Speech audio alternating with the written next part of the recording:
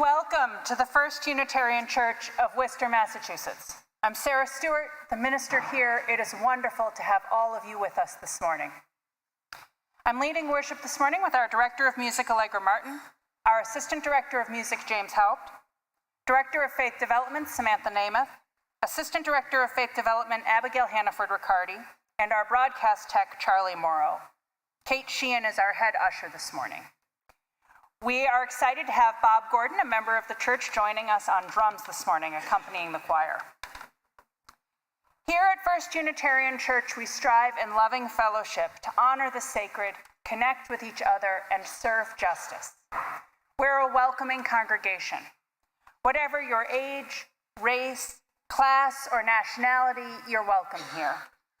Single people and families of all kinds are welcome here. LGBTQ folks are welcome here. Those of all physical and mental abilities are welcome here. The doors of this church are open to all, and we are delighted that you are with us today. I welcome those of you who are joining us online. You can like this video to help others find it and subscribe to our channel to find more content. The best way to learn about everything we do together as a church is to subscribe to our newsletter. You can go to firstunitarian.com and click subscribe to our newsletter at the bottom of any page. And if you're in the Worcester area, I invite you to join us at 10:30 every Sunday morning at 90 Main Street for worship and fellowship. Everyone is welcome to come to a social hour for a lunch in the church parlor after the service. If you are a newcomer, please stop by the welcome table. It's on this side of the church parlor to pick up a gift bag so we can get to know you better. You can also sign up for the newsletter there. And Maura McAvee from our welcome team will be there to greet you and answer any questions you may have. There are announcements in your order of service, and I have a few additional announcements. The first is that we are looking for some volunteer help in the church office on Fridays. We've had a couple people sign up to do this already, and we're looking for a couple more. So if you have between 1 and 2 hours that you could give us on a Friday midday, the time is flexible, to help fold and stuff the order of service and help Lisa with any other things she might have for you, please come see me after the service and I can tell you more. I am teaching a sermon writing class starting not this Wednesday, but the following Wednesday, and there are 2 more slots open in this class. So if you're interested in learning how to write a sermon, being in a supportive group with other members of the church as you share what you've written, and if you wish, leading a summer service next summer. This is a wonderful class. I've taught it several times. I'm excited to be doing it again. So come see me or email me.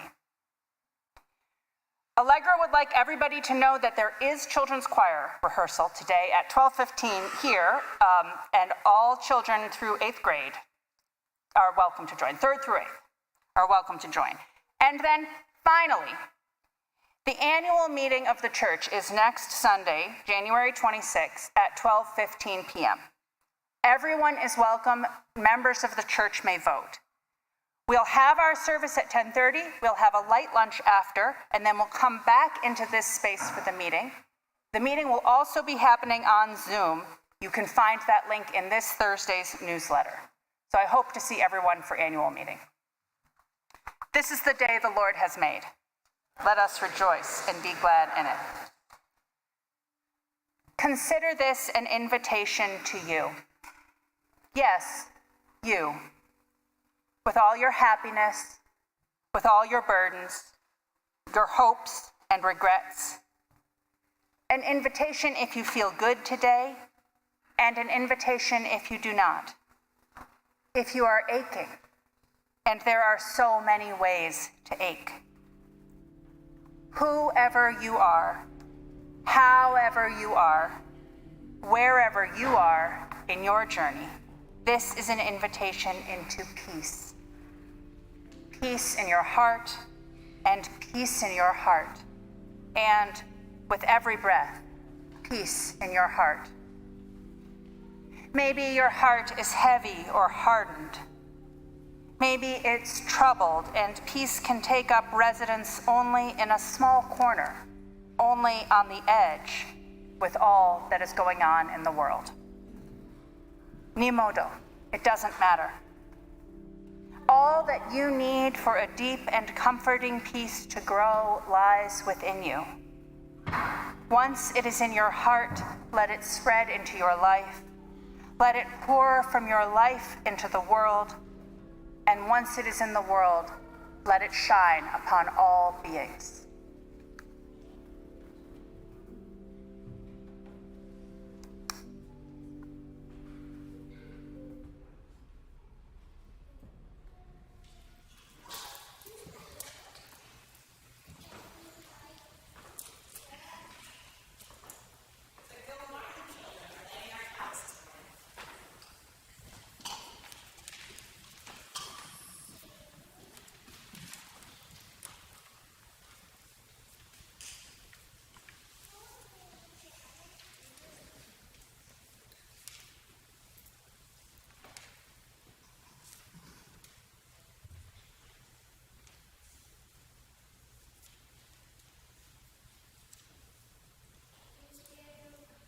We light this chalice. Please rise in body or spirit to renew the covenant of our church with the words in the order of service and appearing on your screen.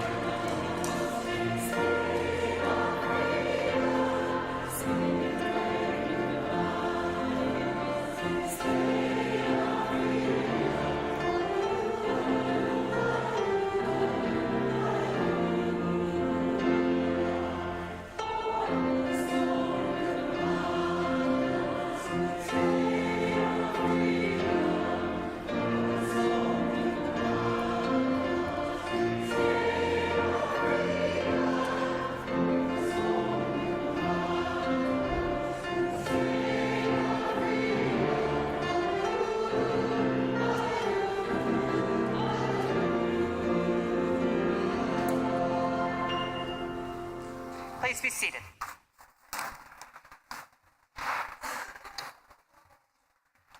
Good morning. I have a couple of announcements to make about faith development programming prior to the story that we're going to do today. Our first is I want you to know a couple huge events that are happening. So on February 16th from 12 to 1:30, we're having our first Juice Slime Lab. So a slime lab is we're inviting family, friends, anybody who wants to come make slime, join us. I need slime experts, any age expert to help guide our newcomers making slime, and I need people that really like making slime to be there. So tell your friends, family, anybody, we have a lot of glue, a lot of things to add in, and a lot of glitter, but don't get it everywhere. So that's one. And then the week after that, on February 23rd, we have an info session meeting for General Assembly this year. For those that don't know, General Assembly is a giant convention of all Unitarian Universalists throughout the world.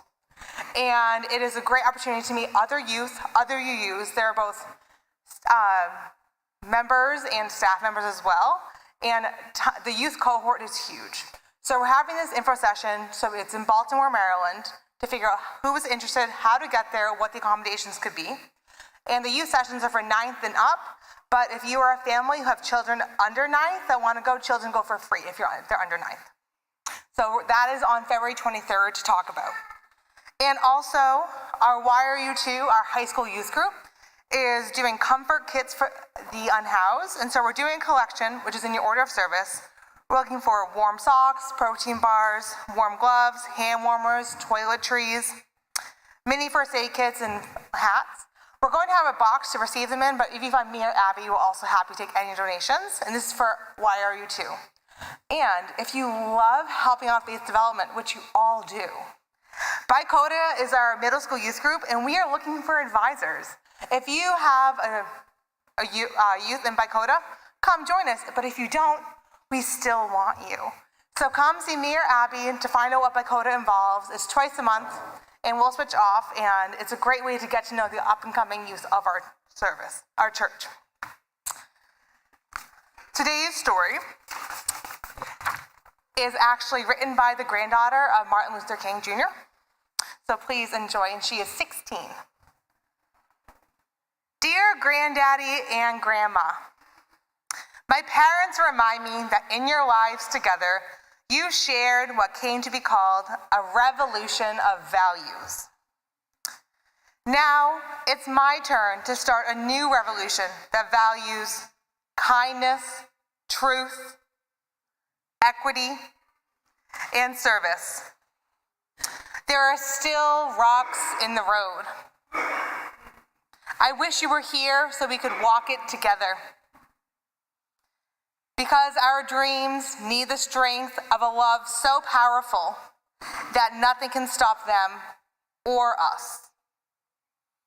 We dream a world where school is a safe place, free of fear, no violence spoken here. We dream a world where guns are not games. Shoot for the stars, not at each other. We dream a world where poverty is a memory, liberty, justice, and food for all. We dream a world where only the walls are those that hold safe spaces and have windows and mirrors that reflect our unity. Beauty has no boundaries. We dream a world where trees, flowers, and the earth's creatures thrive in their right seasons. Spring, summer, winter, fall. Honesty is the warmest climate. We dream a world where bullies turn their backs on being mean. Let kindness begin with me. We dream a world where sickness can be driven out by the healing power of hope. Love is the cure. We dream a world where every child can go to college. Education fuels our nation. Reading is believing.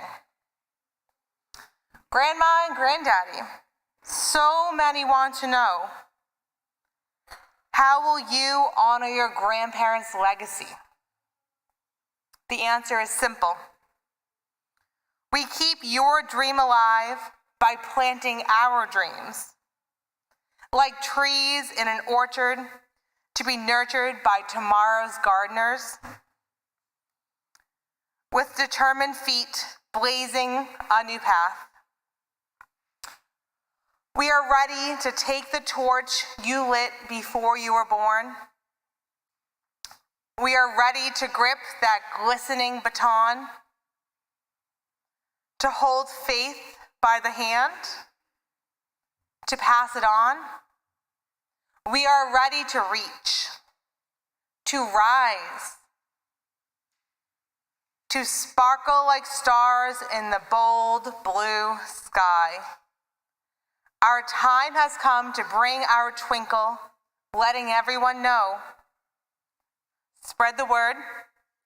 Have you heard? All across the nation, we are going to be a great generation. From today to tomorrow, we dream a world.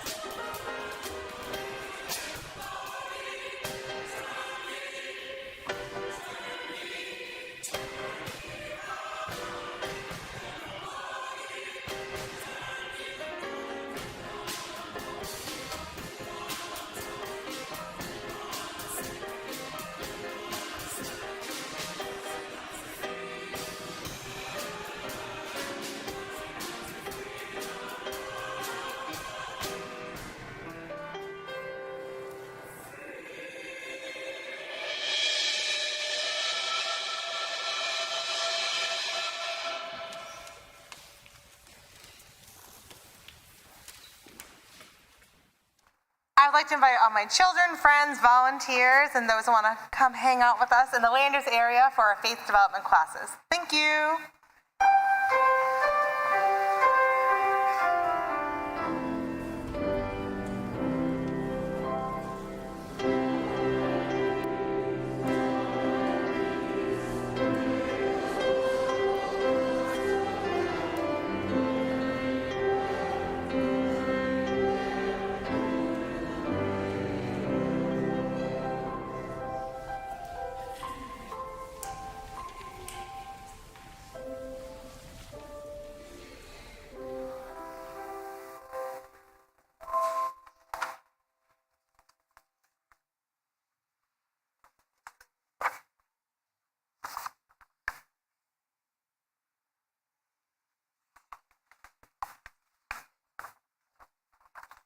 Please join me in the common prayer printed on the insert in your order of service and appearing on your screen.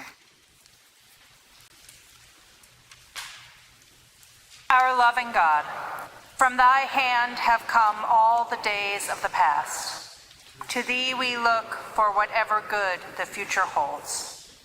We are not satisfied with the world as we have found it. It is too little your kingdom is yet. Grant us the privilege of a part in its regeneration. We are looking for a new earth in which dwells righteousness.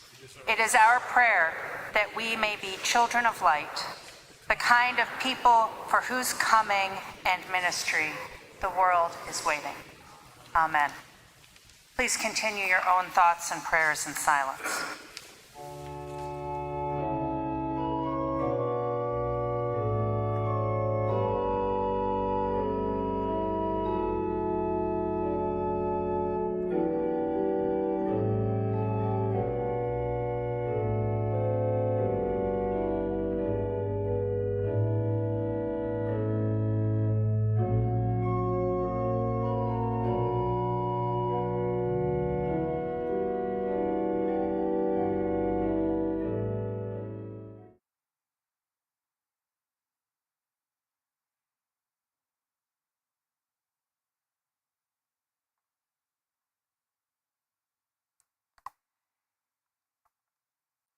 In this time of prayer and meditation, we share the joys and sorrows of our church with one another. Maggie Boone lights a candle for her godfather who is recovering from surgery. Jeff lights a candle in hope that the ceasefire will hold. Jean Johnson lights a candle for a lasting peace and an end to the genocide of the Palestinians. He writes, "May life, liberty, and the pursuit of happiness and justice follow." We hold these prayers for healing and peace in our hearts. We know there are those joys and sorrows which go unspoken among us. And so we reach out to one another in compassion as we say together the prayer of Jesus. Our Father, who art in heaven, hallowed be thy name. Thy kingdom come, thy will be done on earth as it is in heaven. Give us this day our daily bread, and forgive us our trespasses, as we forgive those who trespass against us. And lead us not into temptation, but deliver us from evil. For thine is the kingdom, and the power, and the glory, forever and ever. Amen. Our ministries at First Unitarian Church thrive because of your support. In the past few weeks, Rick and Madeline Silva with the Safety Committee installed emergency locking kits in our downstairs classrooms to keep our children safe in case of an emergency. Our senior high youth are planning to make comfort kits for unhoused people in Worcester. And the new adult faith development team helped organize an outing club and a book club, both of which had their first meetings this week and will continue in the future and are open to all. The ushers will receive this morning's offering, or you may scan the QR code in the order of service. If you're online, you can scan the QR code which will appear on the screen. Everything we do as a church is thanks to your support. I invite your generous contributions for the good work of First Unitarian Church.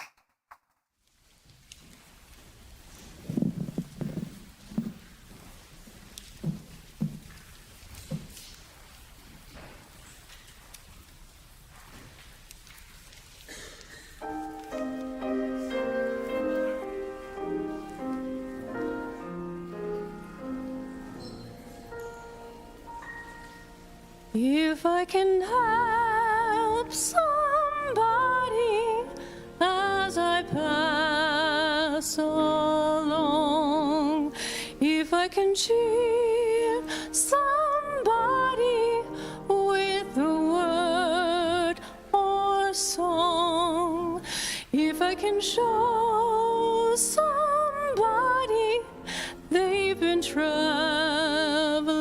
wrong, then my living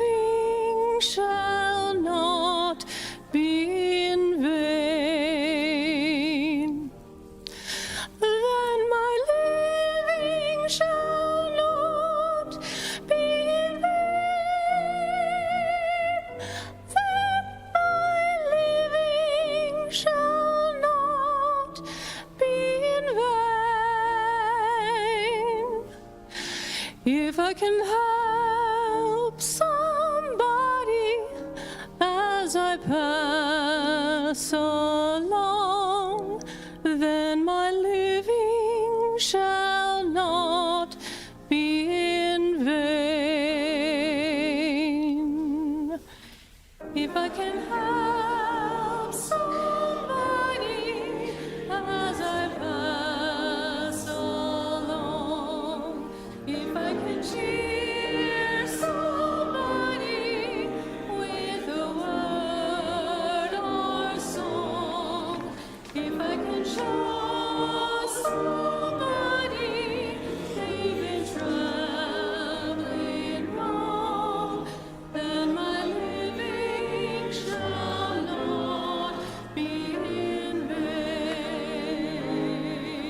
Then my living shall not be in vain.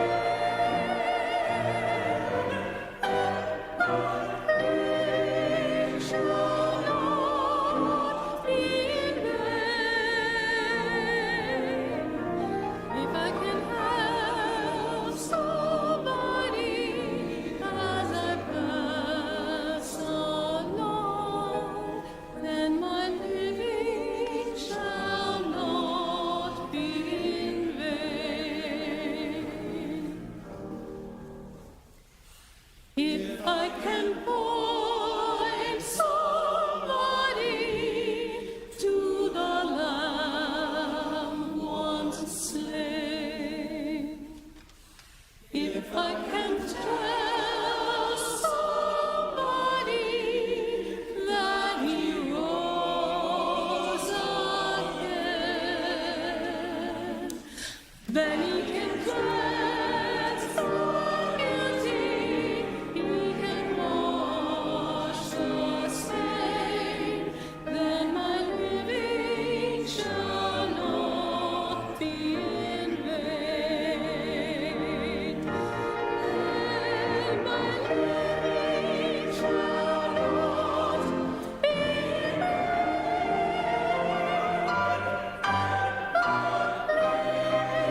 Shall not be in vain. If I can help somebody as I journey through this world, then my living shall not be in vain. Then my living shall not be in vain.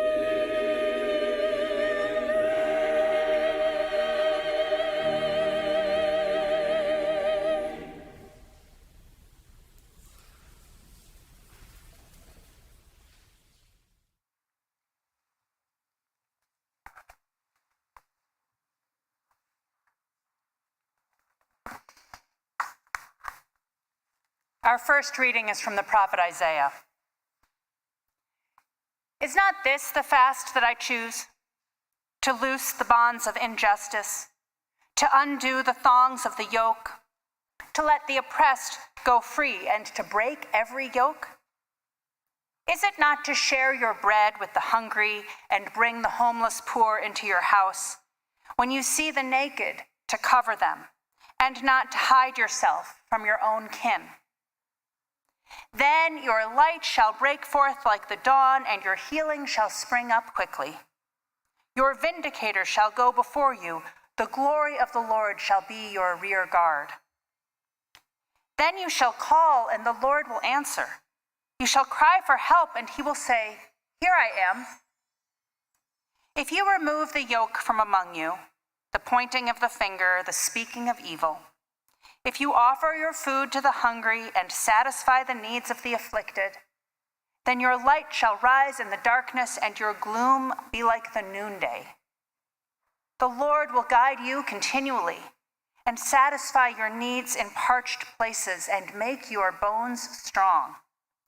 And you shall be like a watered garden, like a spring of water whose waters never fail. Your ancient ruins shall be rebuilt. You shall raise up the foundations of many generations. You shall be called the repairer of the breach, the restorer of streets to live in.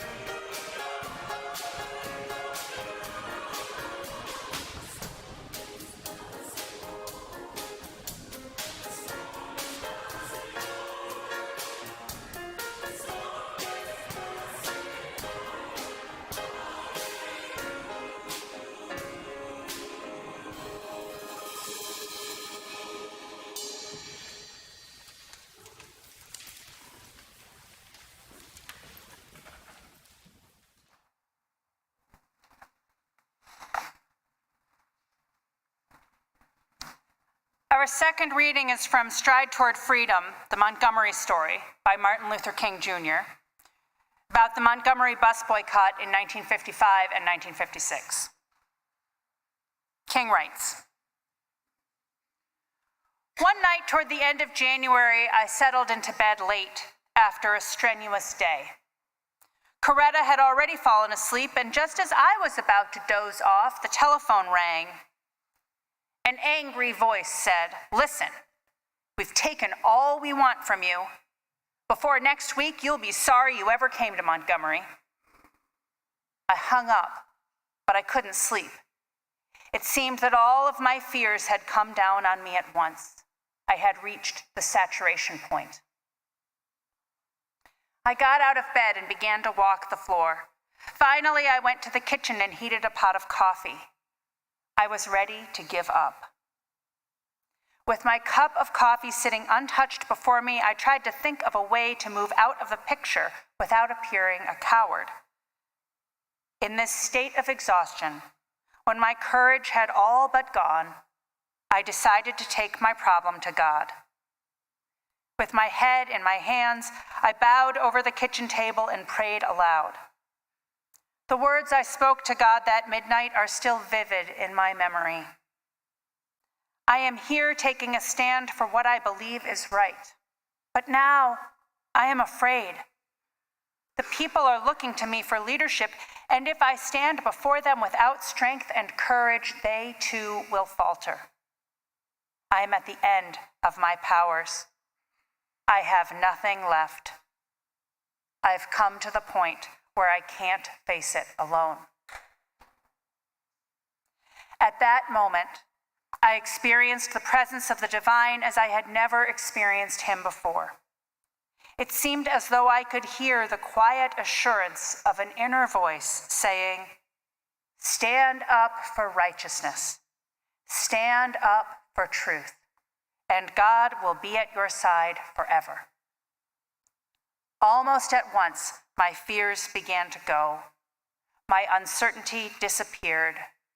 I was ready to face anything.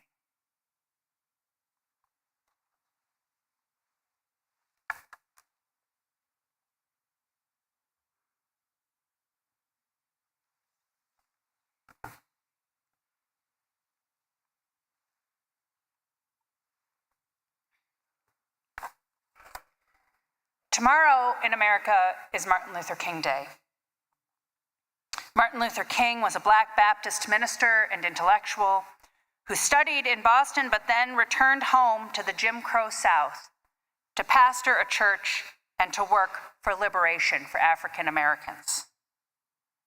In the 50s and 60s, he led a broad grassroots civil rights movement that ultimately worked to pass the Civil Rights Act and the Voting Rights Act. He wasn't perfect. He sometimes fell short of his ideals. He was sometimes beset by doubt.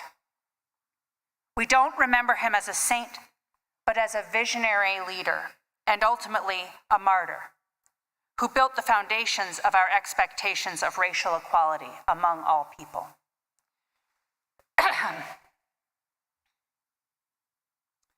Tomorrow is also the inauguration of President Trump.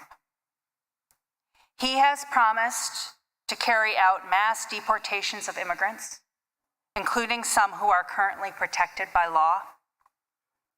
He has shown no respect for women or trans people. He doesn't care about people who live in poverty. He has nominated many cabinet members who are unqualified for their jobs or want to dismantle their agencies. These coming years may be very hard years for our values.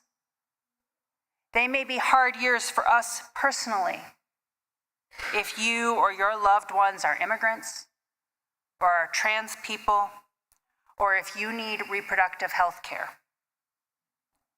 They are hard years for all of us who rely on a stable global environment and the health of the earth. This is a time to gather our spiritual resources and build our connections so that we can stay true to our values in difficult times. On this Sunday before tomorrow, which is both of these days, both the inauguration and Martin Luther King Day, we take lessons from the past, and specifically lessons from that Montgomery bus boycott that help us see how we can face our own hard times. Martin Luther King was the son of an activist pastor. He had grown up in a family that resisted bigotry and racism, and he understood the power of what a spiritual leader could do. So he had completed his doctorate in Boston, and he could have been a professor, he could have served a northern church, but he chose to move to Montgomery, Alabama in 1954 to become the minister of the Dexter Avenue Baptist Church. He went about the ordinary work of being the minister of the church, getting committees going, helping to inspire membership and involvement. But he also began almost immediately to work on the civic issues facing Montgomery, and especially the problem of racism and segregation. In the 1950s in Montgomery, every single thing was racially segregated. How you could be served when you went to a store, what door you could go through to walk into establishments, schools, of course, workplaces, of course, everything. And this included the buses. There was the front door and the back door on the bus, and white people went in the front door and black people went in the back door, and black people were only allowed to sit in the back of the bus. And if the bus filled up and there was a white person who needed a seat, a black person was expected to get up out of their seat, even off the bus if necessary, so that that white person could sit down. In 1955, a 15-year-old black girl was pulled off of a Montgomery bus in handcuffs because she had refused to give up her seat. And this incident inspired the formation of a citizens committee to do something about segregation and this kind of violent response in the buses. Dr. King was on that citizens committee. They began to organize, and they decided that they were going to see if this would happen again, if they could create an inciting incident and then follow up with a boycott of the buses among the African-American community and white supporters. So on December 1st, 1955, Rosa Parks, an African-American woman, took her seat in the front of a Montgomery bus and refused to give it up when she was asked. She also was taken off of the bus, and the next day began the boycott of the Montgomery bus system. At the beginning, the Montgomery bus boycott was only supposed to take one day. That's what they planned for, was a single day's boycott of the buses. That day, December 5th, 4 days after Rosa Parks was taken off the bus, was also a court appearance for Rosa Parks. So these two things went together. But the boycott did not immediately lead to the results that King and the committee wanted, which was the desegregation of the buses. So it was still going on 6 weeks later. And the threats began to come in. You can see how shaky and how dismal a system this was. If people peacefully refuse to take the bus, and that leads to death threats. This is a power regime that is not prepared for this response, this peaceful response from the people. We heard that story earlier. That's a story from that time, from January of 1956, when King received that threatening phone call at home, and it wasn't that different from other threatening calls he had received, but this was the one that pushed him past the point that he could cope with himself, and he turned to prayer. 3 nights later, after that phone call and that moment of prayer and clarity, the King's home was bombed. His family was unhurt. And by that point, Martin Luther King was only strengthened in his commitment, both to ending segregation in Montgomery and to doing it through the works of nonviolence. So I think the first lesson that we learn from the Montgomery bus boycott today is to stay grounded in our spiritual commitments. Would King have been able to remain committed to the work of nonviolence when his house was bombed if he hadn't had that spiritual experience just 3 days before? Prayer doesn't necessarily change the world, but prayer changes us. It strengthens us and grounds us in our deepest convictions and in our truth. It changed King that evening. Our spiritual practice is our bedrock. Every Thursday, I talk about my sermons with a Zoom call that anyone is welcome to join at 2 p.m. on Thursdays. And I asked folks this Thursday, when is a moment when you have been strengthened by your spiritual convictions? People said that they remembered the voice of their mother, a woman they admired, strengthening them in their hard times. They said that they knew what it felt like to betray their values because they had messed up in the past in their own life, and they knew the pain of that experience, and they tried to avoid it now as they moved forward. People said that being in nature was a way of connecting to that spiritual truth for them. One person said, turning to our heroes, as we're doing today. For King, it was God. For you, it might be one of these other things, your time in nature, your connection to your ancestors, looking to your heroes. Whatever it is for you, there is a love that is greater than politics. And that love grounds us in our values and binds us to our neighbor. staying connected to that experience for you, the power and the strength that we get from that. That's one lesson from the Montgomery bus boycott. Another thing that I learned from that Montgomery bus boycott is the strong commitment to nonviolence. King went into the boycott convicted of the need for equal treatment and services for African Americans. He had his own father's example to look back to, speaking of remembering and connecting to your ancestors, and he had his own inner certainty that segregation was wrong, and he was grounded and connected to a community in Montgomery that was willing to change. But he didn't start out committed to nonviolence. King learned nonviolence along the way. He read Thoreau in college. He became close to the fellow civil rights leader Bayard Rustin. And through Rustin, he learned the works of Mahatma Gandhi.